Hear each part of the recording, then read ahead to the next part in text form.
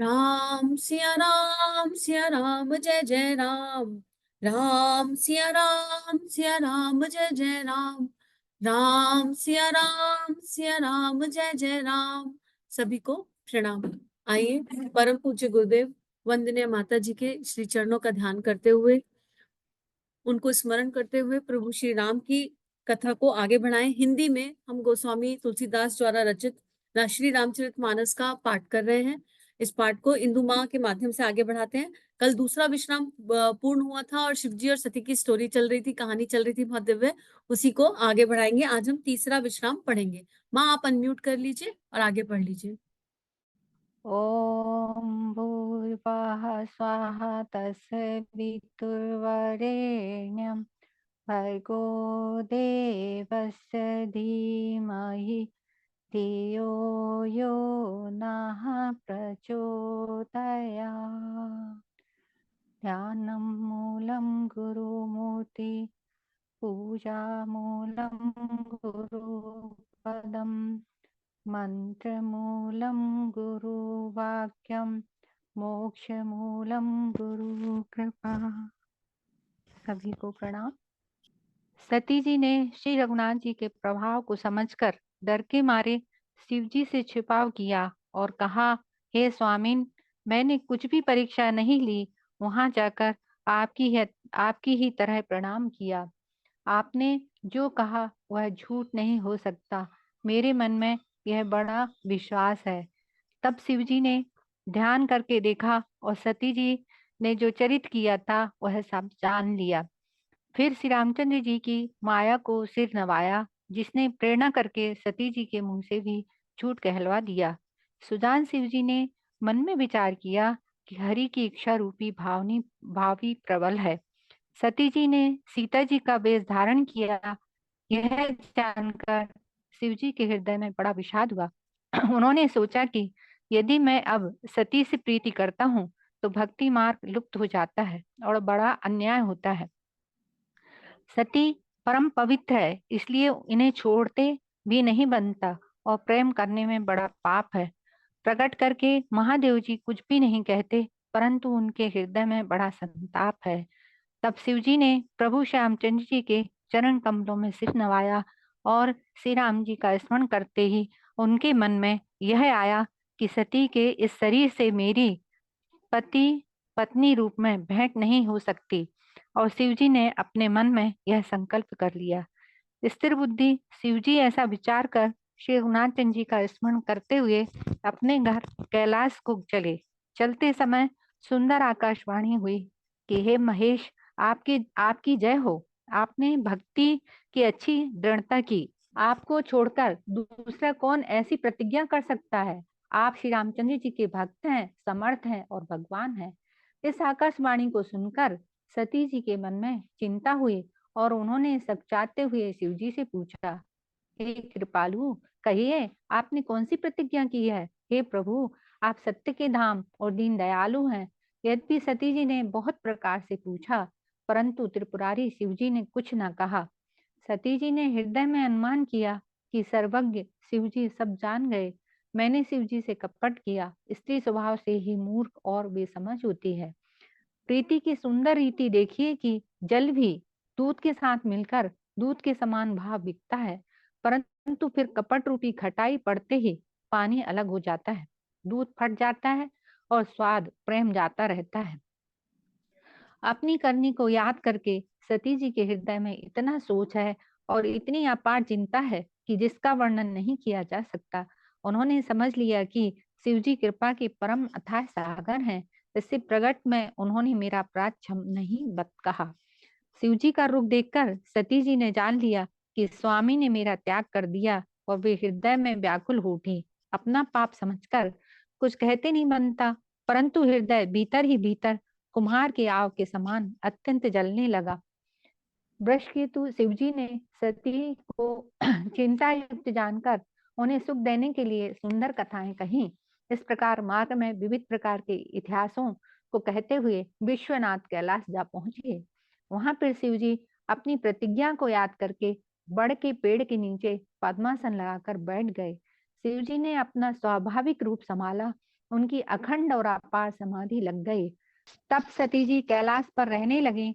उनके मन में बड़ा दुख था। इस रहस्य को कोई भी नहीं जानता था। उनका एक एक दिन युग के समान बीत रहा था। सती जी के हृदय में नित्य नया और भारी सोच हो रहा था कि मैं इस दुख समुद्र के पार कब जाऊंगी। मैंने जो रघुनाथ जी का अपमान किया और फिर पति के वचनों को झूठा जाना, उसका फल विधाता ने मुझको दिया। जो उचित था वही किया, परंतु हे विधाता, अब तुझे यह उचित नहीं है जो शंकर से विमुख होने पर भी मुझे जिला रहा है। सती जी के हृदय की ग्लानि कुछ कही नहीं जाती। बुद्धिमती सती जी ने मन में श्री रामचंद्र जी का स्मरण किया और कहा, हे प्रभु, यदि आप दीन दयालु कहलाते हैं और वेदों में आपका यह यश गाया गया है कि आप दुख को हरने वाले हैं, तो मैं हाथ जोड़कर विनती करती हूँ कि मेरी यह देह जल्दी छूट जाए। यदि मेरा यदि मेरे शिव जी के चरणों में मेरा प्रेम है और यह मेरा प्रेम व्रत मन वचन और कर्म आचरण से सत्य है, तो हे सर्वदर्शी प्रभु, सुनिए और शीघ्र वह उपाय शीघ्र कीजिए जिससे मेरा माँ, आपका इंटरनेट जा रहा है इसलिए मैं आपको म्यूट कर रही हूँ। इस तो हे सर्वदर्शी प्रभु, सुनिए और शीघ्र वह उपाय कीजिए जिससे मेरा मरण हो और बिना ही परिश्रम वह पति परित्याग रूपी असह विपत्ति दूर हो जाए। दक्ष सुता सती जी इस प्रकार बहुत दुखी थी।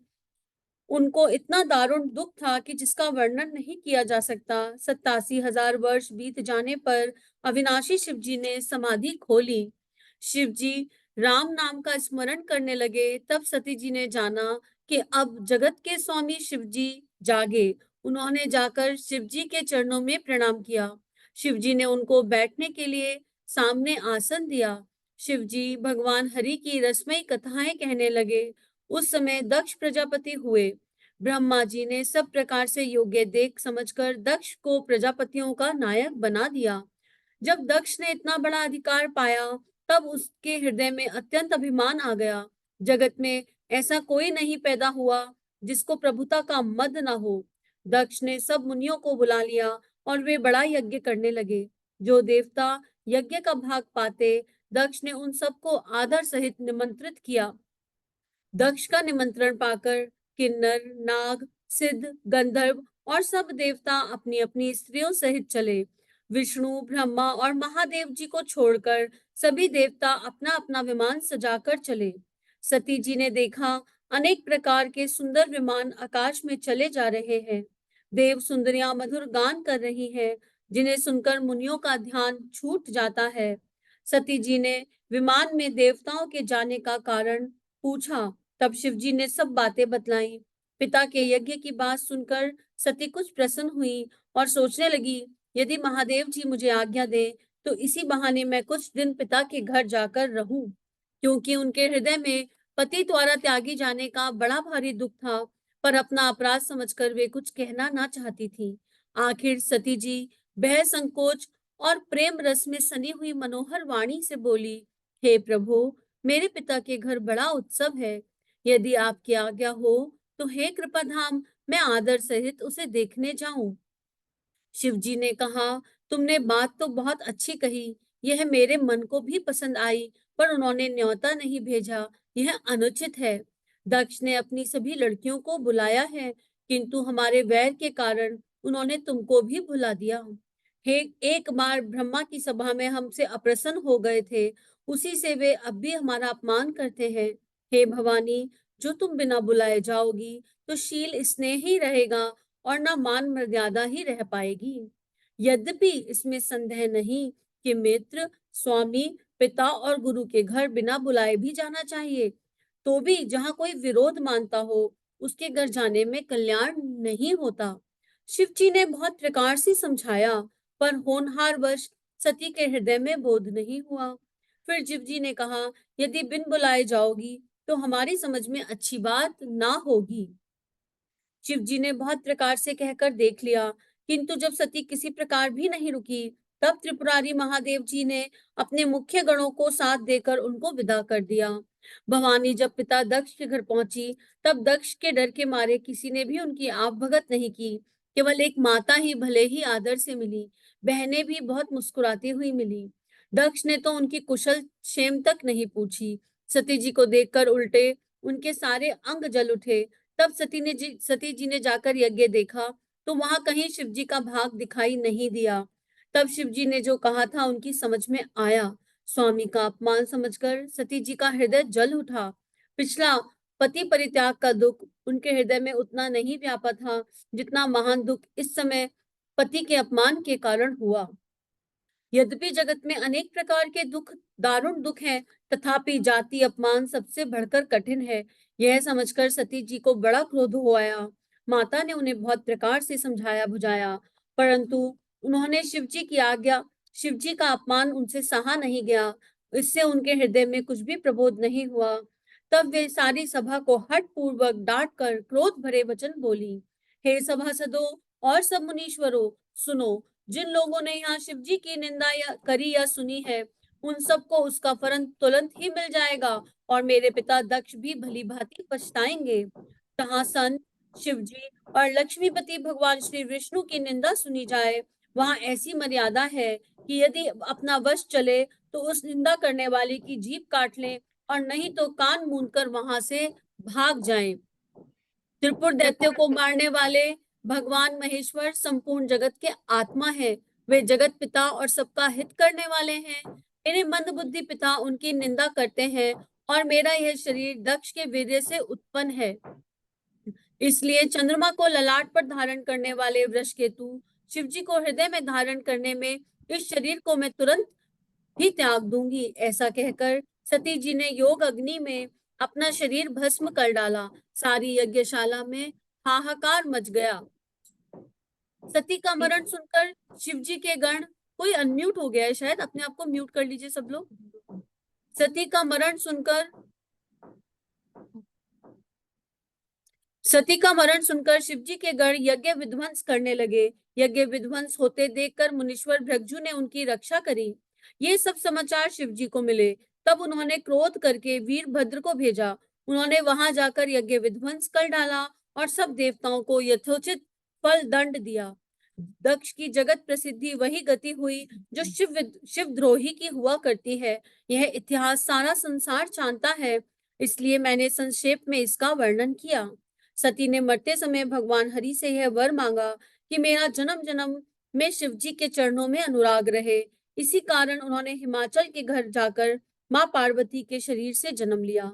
जब से उमा जी हिमाचल के घर जन्मी, तब से वहां सारी सिद्धियां और संपत्तियां छा गई। मुनियों ने जहां तहां सुंदर आश्रम बना लिए और हिमाचल ने उनको उचित स्थान दिए। उस सुंदर पर्वत पर बहुत प्रकार के सब नए नए वृक्ष सदा पुष्प फल युक्त हो गए और वहां बहुत तरह की मणियों की खानें प्रकट हो गई।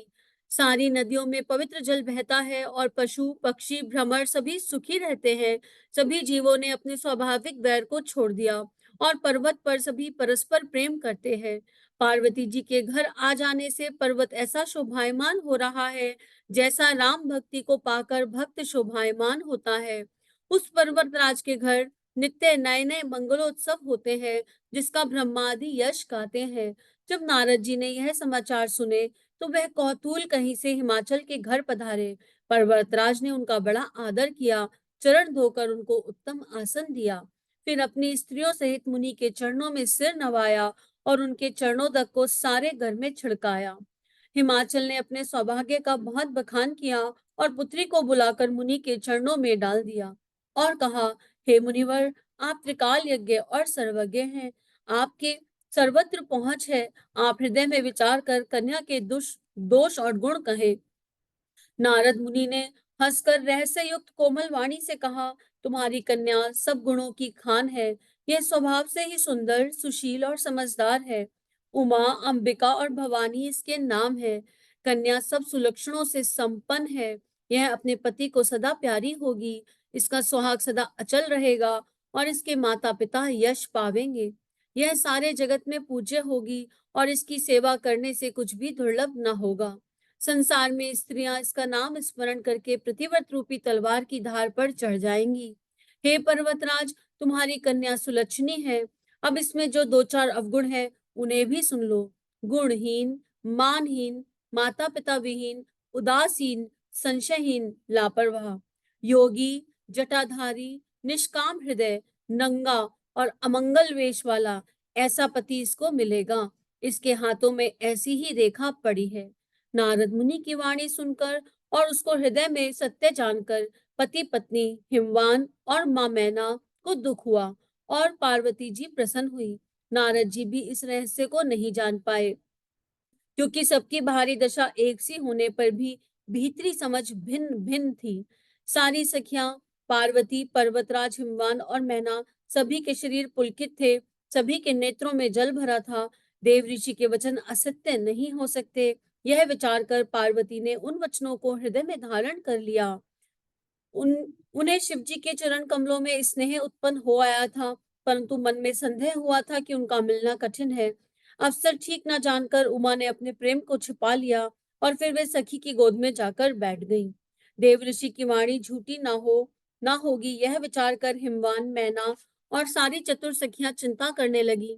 फिर हृदय में धीरज धरकर पर्वतराज ने कहा, हे नाथ, कहिए अब क्या उपाय किया जाए। मुनीश्वर ने कहा, हे हिमवान, सुनो। विधाता ने ललाट पर जो कुछ लिख दिया है, उसको देवता, दानव, मनुष्य, नाग और मुनि कोई भी नहीं मिटा सकते। तो एक तो भी मैं एक उपाय बताता हूँ। यदि दैव सहायता करे तो वह सिद्ध हो सकता है। उमा का वर तो निसंदेह वैसा ही होगा जैसा मैंने तुम्हारे सामने वर्णन किया है, परंतु मैंने वर के जो जो दोष बतलाए हैं, मेरे अनुमान से वे सभी शिवजी में है। यदि शिवजी के साथ विवाह हो जाए तो दोषों को भी सब गुणों के समान ही लोग कहेंगे।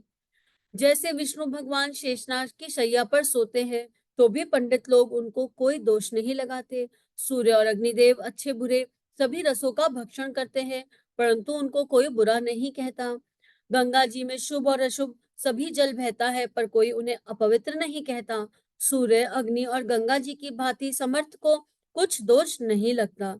यदि मूर्ख मनुष्य ज्ञान के अभिमान में इस प्रकार की होड़ करता है तो वह कल्प भर के लिए भी नरक में पड़ा रहता है, कल्प भर के लिए नरक में पड़ता है। भला कहीं जीव भी ईश्वर के समान सर्वथा स्वतंत्र हो सकता है। गंगा जल से भी बनाई हुई मदिरा को जानकर संत लोग कभी उसका पान नहीं करते, पर वही गंगा जी में मिल जाने पर जैसे अपवित्र हो जाती है, ईश्वर और जीवन में वैसा ही भेद है। शिवजी सहज ही समर्थ हैं, क्योंकि वे भगवान हैं। इसलिए इस विवाह में सब प्रकार कल्याण है।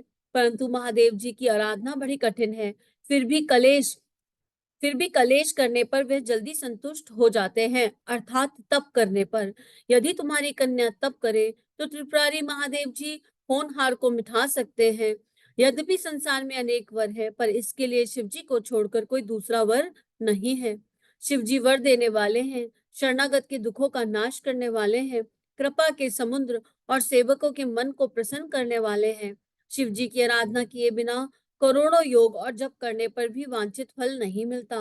ऐसा कहकर भगवान का स्मरण करके नारद जी ने पार्वती जी को आशीर्वाद दिया और कहा, हे पर्वतराज, तुम संदेह का त्याग करो, अब यह कल्याण ही होगा। यूं कहकर नारद मुनि ब्रह्मलोक को चले गए। अब आगे जो चरित्र हुआ उसे सुनो। पति को एकांत में पाकर मैना ने कहा, हे नाथ, मैंने मुनि के वचनों का अर्थ नहीं समझा। जो हमारी कन्या के अनुकूल घर, वर और कुल में उत्तम हो तो विवाह कीजिए, नहीं तो लड़की चाहे कुमारी ही रहे। मैं अयोग्य वर के साथ उसका विवाह नहीं करना चाहती, क्योंकि हे स्वामिन, पार्वती मुझको प्राणों के समान प्यारी है। यदि पार्वती के योग्य वर ना मिला तो सब लोग कहेंगे कि पर्वत स्वभाव से ही जड़ अर्थात मूर्ख होते हैं। हे स्वामी, इस बात को विचार करके ही विवाह कीजिए, जिससे फिर पीछे हृदय में संताप न हो। अस इस प्रकार कहकर मैनापति के चरणों पर मस्तक रखकर गिर पड़ी। तब हिमवान ने प्रेम से कहा, चाहे चंद्रमा में अग्नि प्रकट हो जाए, पर नारद जी के वचन झूठे नहीं हो सकते। हे प्रिय, यह सब सोच छोड़कर श्री भगवान का सिमरन करो। जिन्होंने पार्वती को रचा है वे ही उसका कल्याण करेंगे। अब यदि तुम्हें कन्या पर प्रेम है तो जाकर उसे यह शिक्षा दो कि वह ऐसा तप करे जिससे उसे शिवजी मिल जाएं। दूसरे उपाय से यह कलेश नहीं मिटेगा। नारद जी के वचन रहस्यों से युक्त और सकारण है। शिव जी समस्त सुंदर गुणों के भंडार है। यह विचार कर तुम मिथ्या संदेह को छोड़ दो। शिव जी सब तरह से निष्कलंक हैं। पति के वचन सुन मन में प्रसन्न होकर मैना उठकर तुरंत माँ पार्वती के पास गई। माँ पार्वती को देखकर उनकी आंखों में आंसू भर आए। उसे उन्हें स्नेह के साथ गोद में बिठा लिया, फिर बार बार उन्हें हृदय से लगाने लगी। प्रेम से मैना का गला भराया। कुछ कहा नहीं जाता। जगत जननी भवानी तो सर्वज्ञ ठहरी। माता के मन की दशा को जानकर वे माता को सुख देने वाली कोमल वाणी से बोली, माँ सुन, मैं तुझे सुनाती हूँ। मैंने ऐसा स्वप्न देखा कि मुझे एक सुंदर गौर वर्ण श्रेष्ठ ब्राह्मण ने ऐसा उपदेश दिया है। हे पार्वती, नारद जी ने जो कहा उसे सत्य समझकर तू जाकर तप कर, फिर यह बात तेरे माता पिता को भी अच्छी लगे। तप सुख देने वाला और दुख दोष का नाश करने वाला है। तप के बल से ही ब्रह्मा संसार को रचते हैं, और तप के बल से ही विष्णु सारे संसार का पालन करते हैं। तप के बल से ही शंभु अर्थात रुद्र रूप से जगत का संहार करते हैं, और तप के बल से ही शेष जी पृथ्वी के भार को धारण करते हैं। हे भवानी, सारी सृष्टि तप के आधार पर है। ऐसा जी में जानकर तू जाकर तप कर ले। यह बात सुनकर माता को बड़ा अचरज हुआ और उसने हिमवान को बुलाकर वह स्वप्न सुनाया। माता पिता को बहुत तरह से समझाकर बड़े हर्ष के साथ माँ पार्वती जी तप करने के लिए चली गई। प्यारे कुटुंबी, माँ पिता और माता सब व्याकुल हो गए। किसी के मुंह से बात नहीं निकलती। तब वेदशिरा मुनि ने आकर सबको समझाकर कहा। पार्वती जी की महिमा को सुनकर सबको समाधान हो गया। प्राणपति शिव जी के चरणों को हृदय में धारण करके पार्वती जी वन में जाकर तप करने लगी। पार्वती जी का अत्यंत सुकुमार शरीर तप के योग्य नहीं था, तो भी पति के चरणों का स्मरण करके उन्होंने सब भोगों को त्याज दिया।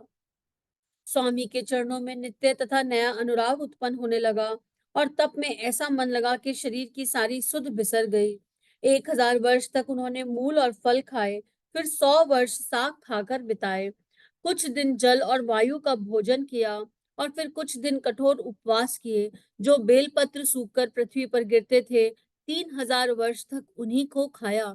फिर सूखे पर्ण पत्ते भी छोड़ दिए। तब पार्वती जी का नाम अपर्णा हुआ। तब से उमा का शरीर क्षीण देखकर आकाश से गंभीर ब्रह्म वाणी हुई। हे पर्वतराज की कुमारी, सुन, तेरा मनोरथ सफल हुआ। तू अब सारे असहा कलेशों को अर्थात कठिन तपों को त्याग दे।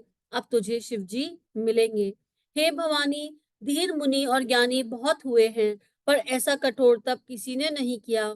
अब तू इस श्रेष्ठ ब्रह्मा की वाणी को सदा सत्य और निरंतर पवित्र जानकर अपने हृदय में धारण कर। जब तेरे पिता बुलाने को आवे, तब हट छोड़कर घर चली जाना, और जब तुम्हें सप्तऋषि मिले तब इस वाणी को ठीक समझना। इस प्रकार आकाश आकाश से कही हुई ब्रह्मा की वाणी सुनते ही पार्वती जी प्रसन्न हो गई। हर्ष के मारे उनका शरीर पुलकित हो गया।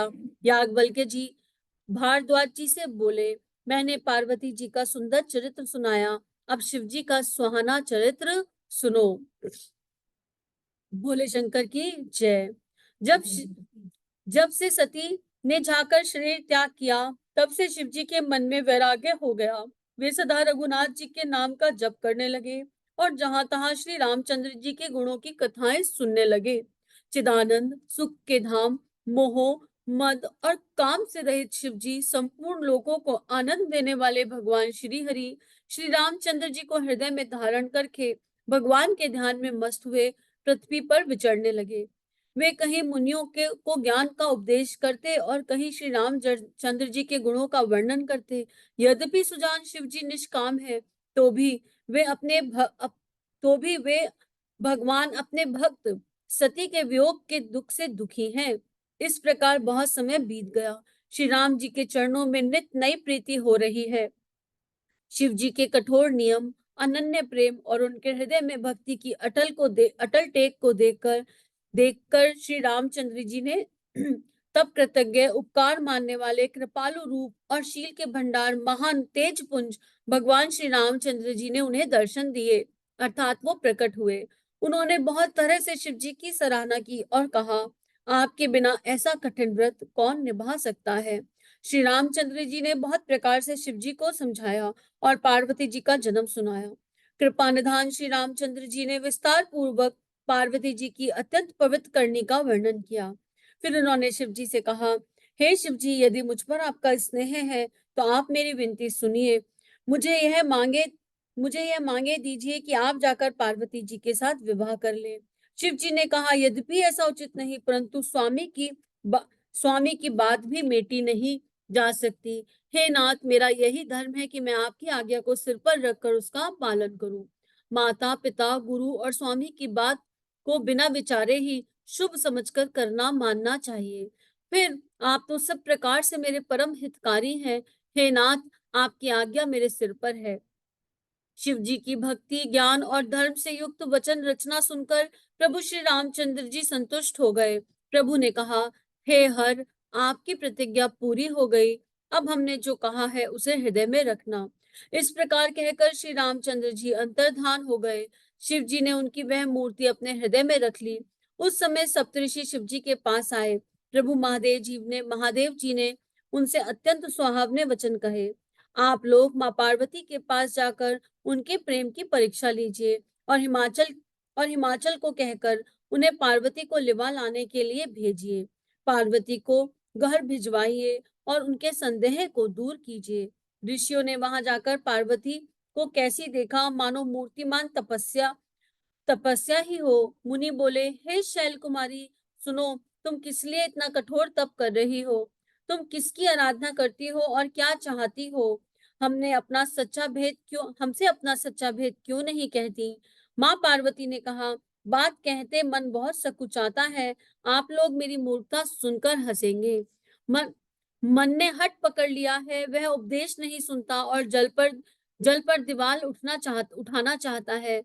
नारद जी जो कह गए नारद जी ने जो कह दिया उसे सत्य जानकर मैं बिना ही पंख के उड़ना चाहती हूँ। हे मुनियों, आप मेरा अज्ञान तो देखिए कि मैं सदा शिव जी को ही पति बनाना चाहती हूँ।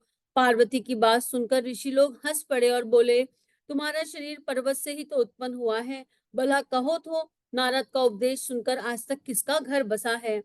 उन्होंने जाकर दक्ष के पुत्रों को उपदेश दिया था, जिससे उन्होंने फिर लौटकर घर का मुंह भी ना देखा।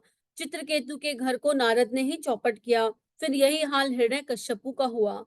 जो स्त्री पुरुष नारद की सीख सुनते हैं वे घर बार छोड़कर अवश्य ही भिखारी हो जाते हैं।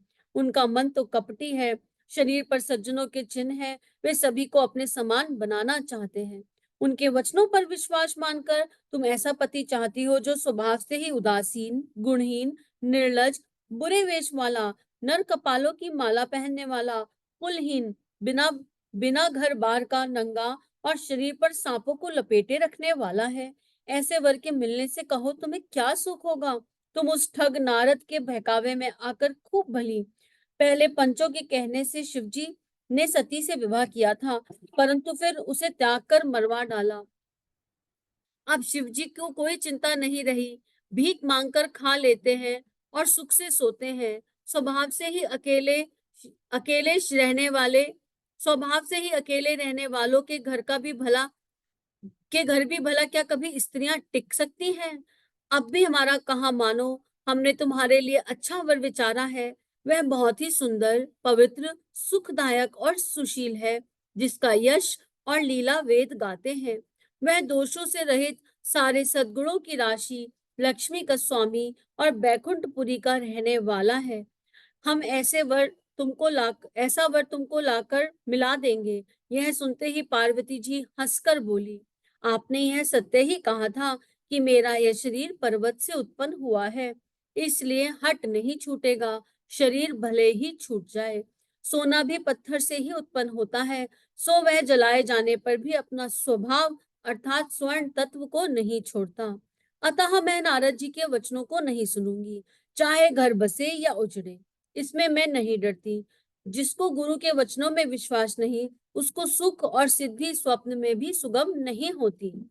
माना कि महादेव जी अवगुणों के भवन हैं और भगवान श्री विष्णु समस्त सद्गुणों के धाम हैं, पर जिसका मन जिसमें रम जाए उसको तो उसी से काम है। हे मुनीश्वरों, यदि आप पहले मिल जाते तो मैं आपका उपदेश सिर माथे रखकर सुनती, पर अब तो मैं अपना जन्म शिव जी के लिए हार चुकी हूँ। फिर गुण दोषों का विचार कौन करे?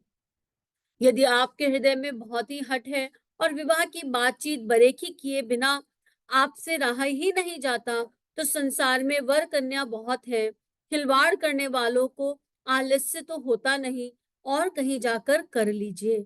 मेरा तो करोड़ों जन्म तक यही हट रहेगा कि या तो शिवजी को वरूंगी, नहीं तो कुमारी ही रहूंगी।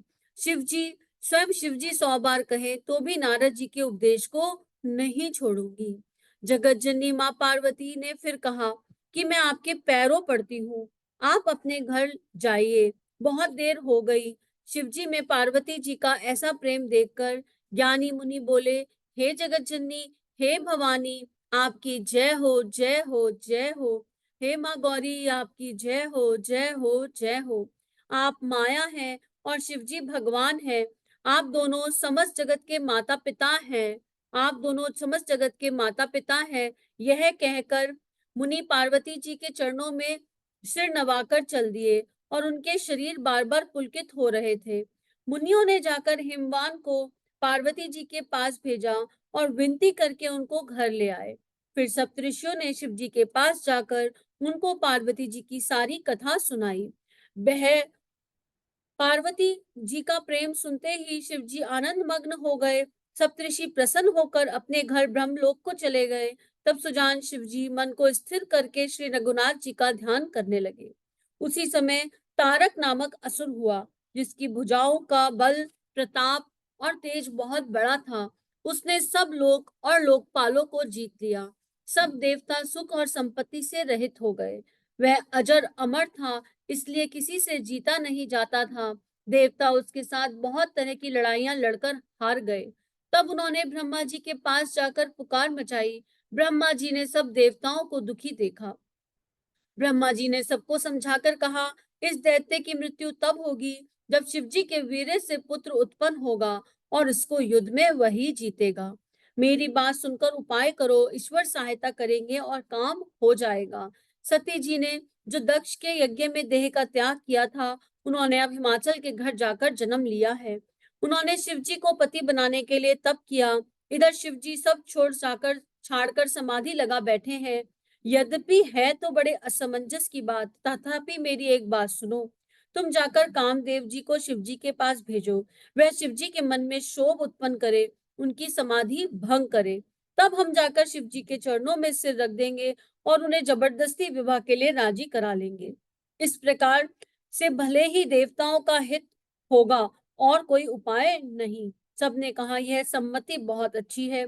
फिर देवताओं ने बड़े प्रेम से स्तुति की। तब विषम 5 बाण धारण करने वाले और मछली के चिन्ह युक्त ध्वजा वाले कामदेव प्रकट हुए।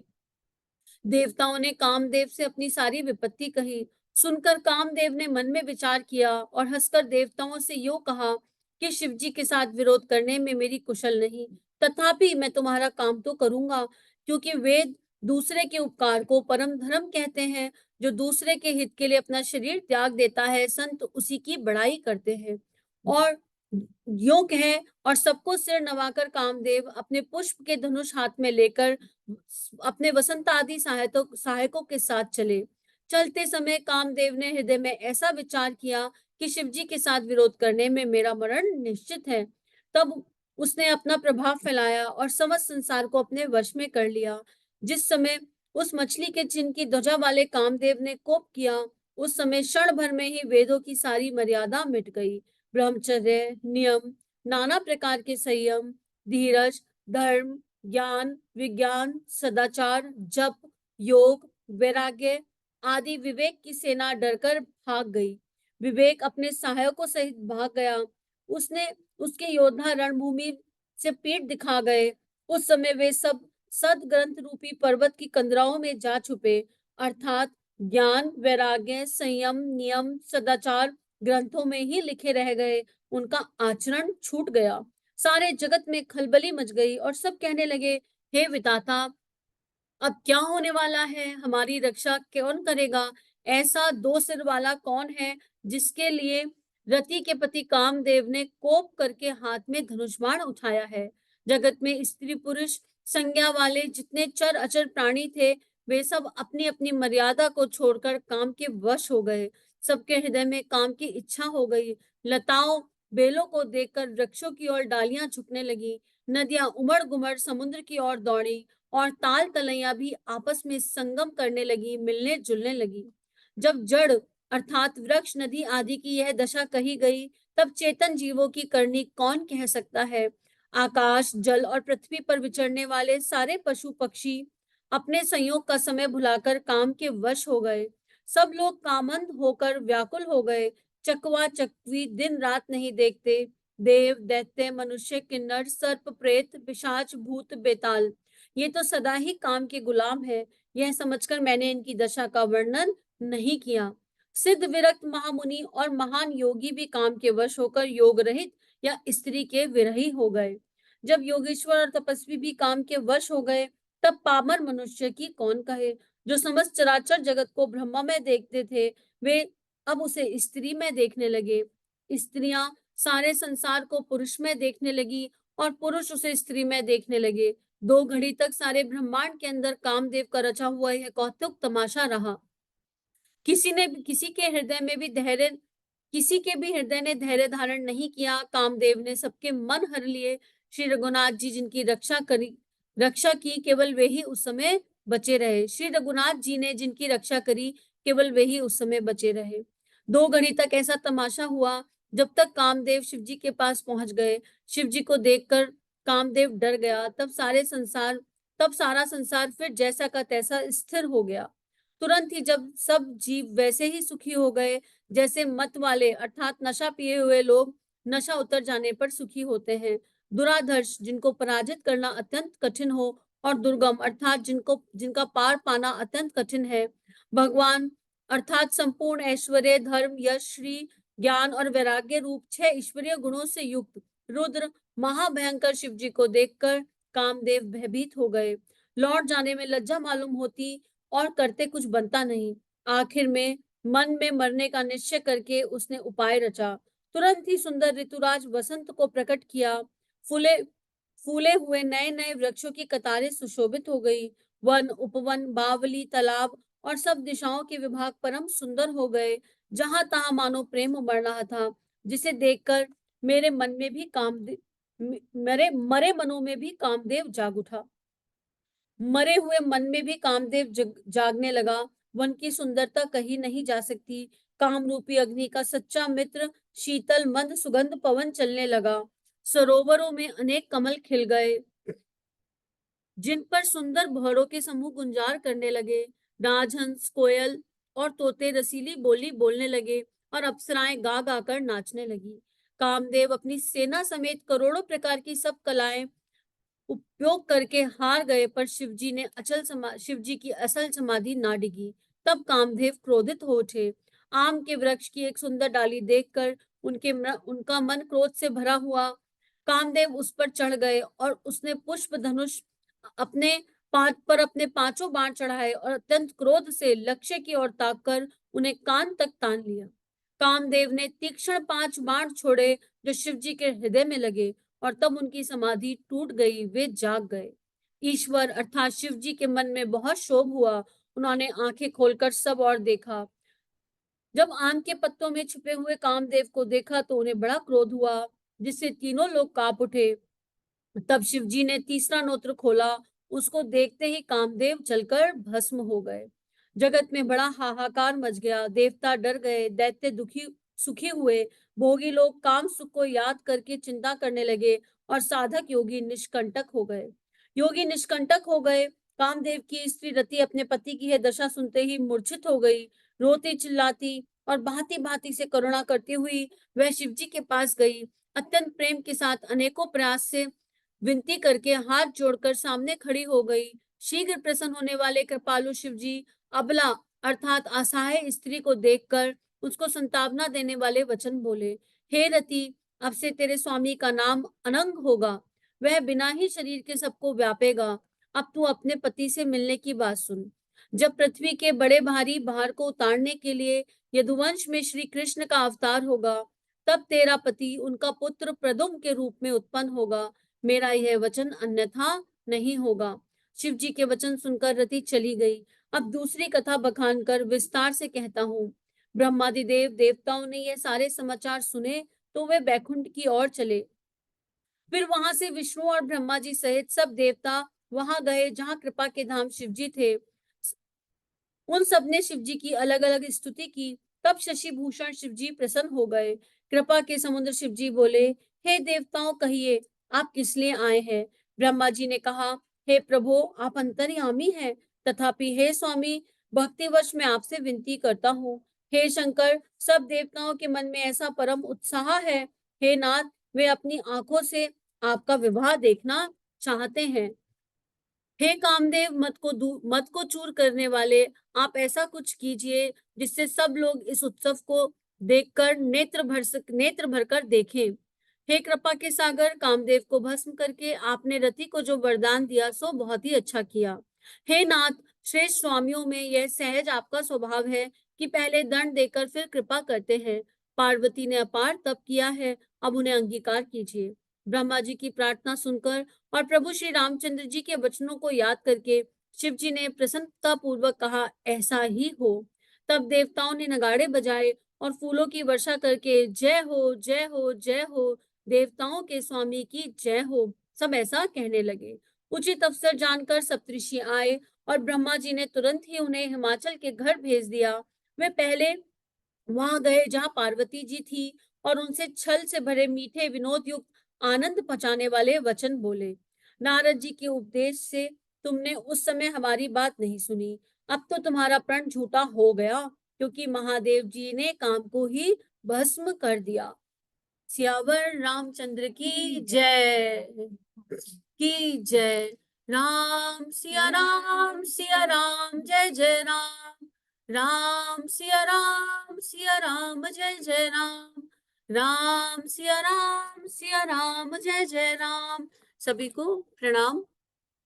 आइए आज के पाठ को परम पूज्य गुरुदेव वंदे माता जी के श्री चरणों में एक गायत्री मंत्र के द्वारा समर्पित करें। सभी मौन मानसिक गायत्री मंत्र। गुरुदेव माता जी को हृदय में धारण, भगवान शिव मां पार्वती का ध्यान। ॐ भूर्भुवः स्वः तत्सवितुर्वरेण्यं भर्गो देवस्य धीमहि धियो यो नः प्रचोदयात्। जय सिया राम,